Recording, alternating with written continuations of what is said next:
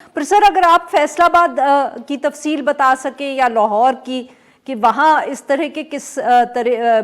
مسائل ہیں، جیسے انہوں نے ذکر کر دیا رانا ثناء اللہ صاحب جو ہیں وہ بیٹے کے لیے مانگ رہے ہیں،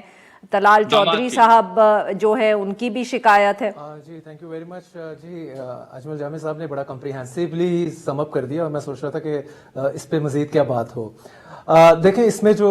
ابھی رائٹ ناؤ میجر ایشوز تو آپ کے سامنے ون بائی ون آ جائیں۔ اگر لائک فرسٹ ون ہے کہ پی ایم ایل نون کے اندر جو دھڑے بندی ہے اپنے رشتہ داروں کو اکوموڈیٹ کرنے کے حوالے سے، میجر ایشو یہ ہے، فالوڈ بائی کہ استحکام پاکستان کے ساتھ کیسے چلنا ہے اور پی ایم ایل کیو کے ساتھ۔ یہ وہ رائٹ ناؤ سٹکنگ پوائنٹس ہیں جس کو پی ایم ایل نون جو ہے ڈائجسٹ نہیں کر پا رہی، اور ان کو جو پاورفل سرکلز ہیں انہوں نے بتایا تھا کہ آپ جسے کہہ لیں کہ آپ الٹے ہوں یا سیدھے ہوں، انہوں نے ہمیں سپورٹ کیا ہے عمران خان کو گھر بھیجنے کے لیے۔ جب گھر بھیجا بیک ان اپریل 2022 تو انہوں نے پورا سپورٹ کیا، تو اب ہم ان کو بالکل لیفٹ ان دا لرک نہیں کر سکتے، ہم ان کو ساتھ لے کے چلنا ہے۔ تو ود ہیوی ہارٹ میں آپ سے کہوں گا کہ شریف بردرز نے ان کو کہا جی ٹھیک ہے، ہم آپ کو اکوموڈیٹ کرتے ہیں، استحکام پاکستان کو بھی اور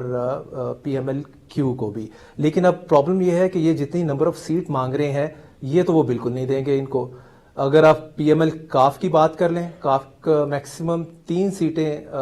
انہوں نے دینی ہے، اور اس پہ بھی رولا پڑا ہوا ہے۔ لائک ان کے جو طارق بشیر چیمہ صاحب ہیں، وہاں سے بھاولپور کی طرف ہم چلے جائیں تو وہاں پہ ان کے ہیوی ویٹ کینڈیڈیٹ ہیں سعود مجید صاحب، جو کہ میرا خیال کہ ماضی میں ان کا نام گورنر شپ کے لیے بھی لیا جاتا رہا ہے، اور لاسٹ الیکشن میں 2018 میں ہم دیکھتے ہیں کہ اگر 1,06,000 ووٹ اگر طارق بشیر چیمہ صاحب کو مل رہے ہیں تو سعود مجید صاحب لے کے جا رہے ہیں 1,01,000، صرف 5,000 ووٹ کا فرق تھا۔ تو وہ کہتے ہیں کہ جی میں کنسیڈ کر بھی لوں، یہ کانسٹیچوئنسی ان کو دے لوں، تو مطلب یہ ہے کہ